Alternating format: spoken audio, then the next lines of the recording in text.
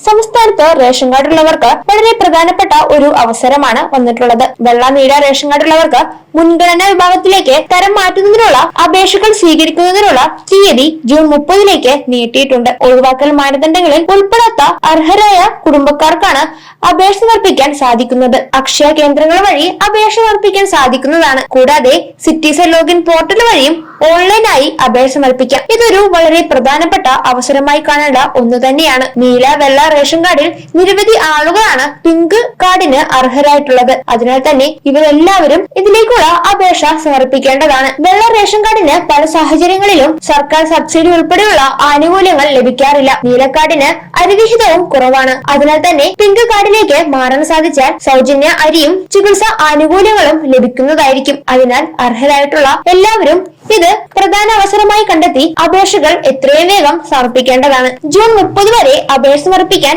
സമയവുമുണ്ട്. Panchayat secretary ഒപ്പിട്ട വീടിന്റെ വിസ്തീർണം തെളിയിക്കുന്ന സർട്ടിഫിക്കറ്റ് ഇതിലേക്ക് ആവശ്യമായിട്ടുള്ള പ്രധാന രേഖകളിൽ ഒന്നാണ്. കൂടാതെ വാടക വീടാണെങ്കിൽ വാടക കരാറും നൽകാൻ സാധിക്കും. BP ലിസ്റ്റിൽ ഉൾപ്പെട്ടതിന്റെ സർട്ടിഫിക്കറ്റും ഹാജരാക്കാനുണ്ട്. കൂടാതെ മാരക രോഗമുണ്ടെങ്കിൽ അതിന്റെ മെഡിക്കൽ സർട്ടിഫിക്കറ്റും ഹാജരാക്കാൻ സാധിക്കും.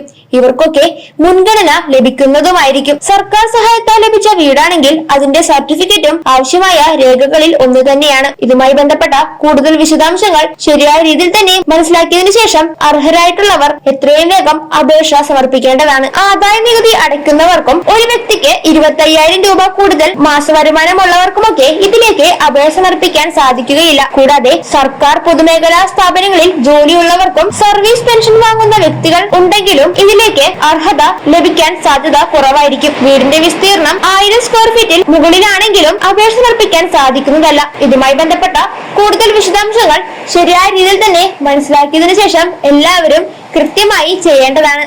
അർഹരായിട്ടുള്ള എല്ലാവരും തന്നെ പിങ്ക് കാർഡിലേക്ക് അപേക്ഷ സമർപ്പിക്കുക.